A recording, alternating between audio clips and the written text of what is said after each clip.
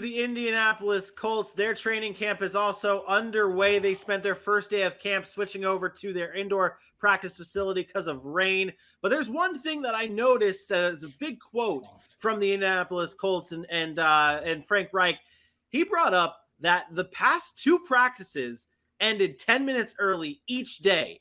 And he was talking about the fact that the tempo from Matt Ryan and this offense is speeding everything up. He said, this is a direct quote from my boy Frank Reich here, okay? He said, we are dictating tempo from the huddle to the ball, and we are going. Ryan told me at the start, I'm going to push the tempo, and I said, we'll follow your lead. The tempo of this team, in training camp at least, it seems a whole lot different than what it was under Carson Wentz.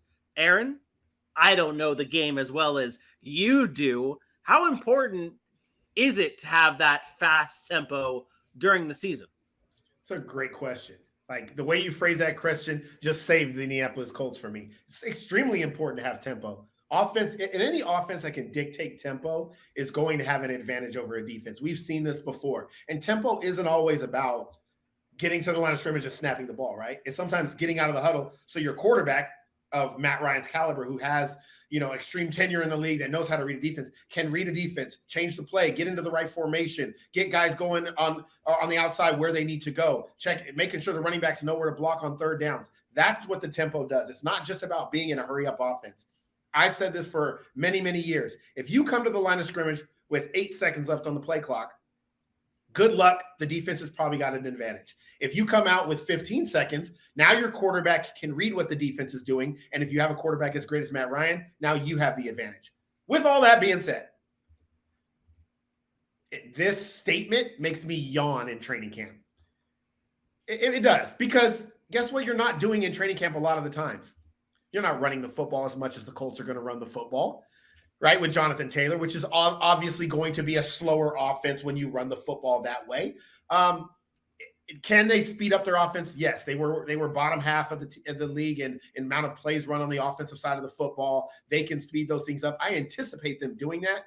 But in training camp, your practice ending 15 minutes earlier, 10, like, yay, cool, like, whatever. I don't think that has anything to do with the tempo of the offense. It might be the tempo of the practice or the urgency in which they are trying to play, which goes to Matt Ryan's leadership. So those are good things. But the training camp aspect of, like, the offense is going to be some fast-paced offense coming into the league, I don't buy that, but I do get where he's coming from when he says this. I think it really is, and the reason why I really even pulled up that quote was because of the end. It's just like Matt Ryan told Frank Reich, hey, I'm going to push the tempo, and he responded, we'll follow your lead. Like this, the leadership of Matt Ryan is really coming in and just changing this entire team. I feel like I don't recall how the leadership and everything went really with Phillip Rivers. I don't remember really diving in too deeply with it, but I remember what it was with Carson Wentz, and it was a real problem.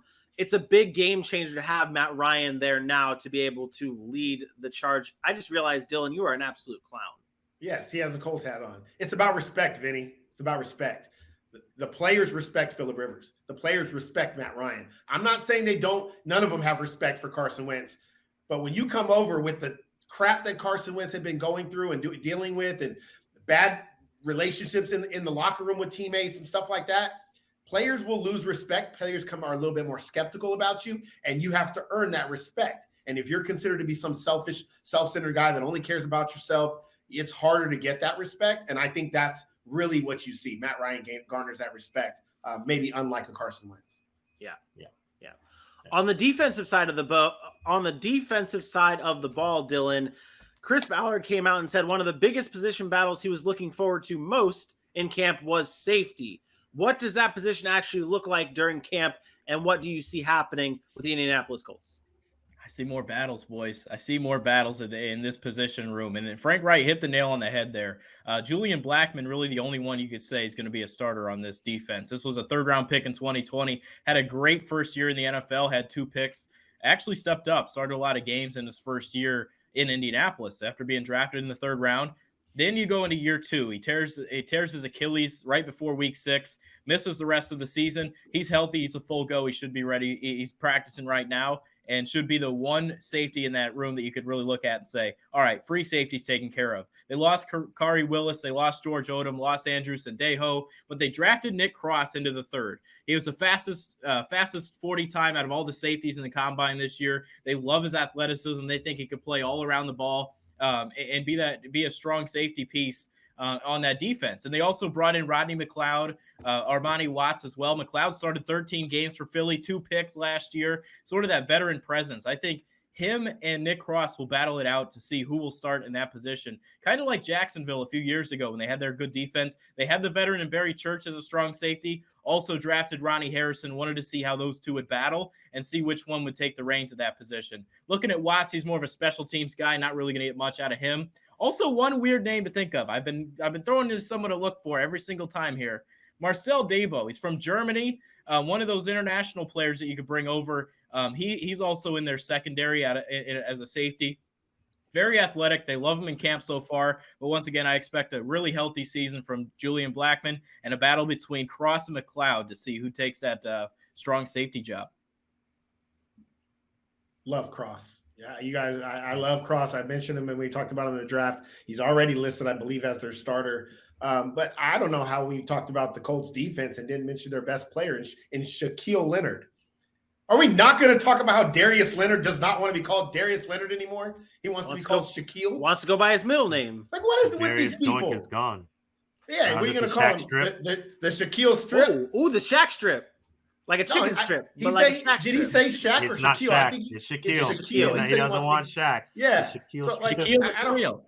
I don't get it. Now you know what? He's no longer one of the best linebackers in football because Darius Leonard was, but Shaquille Leonard has not proven to be one of the best. So he has to prove it all over again. I will say there was one other note from Colts camp that I kind of took away from this, and as a Jags fan, it's like hearing his name, it makes me upset because I really liked him. Yannick Ngakoue has been tearing up Colts, has been looking very good in Colts camp. Obviously, it's just training camp.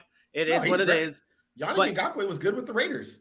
And Yannick Ngakoue is the best strip sack guy there is in the league. The guy just And one of the notes that I saw is that Yannick Ngakoue is really trying to make a home in Indianapolis, whereas he has been everywhere. He has been in Jacksonville and Las Vegas and Baltimore. He has been all over. I'd never buy a house if I was him.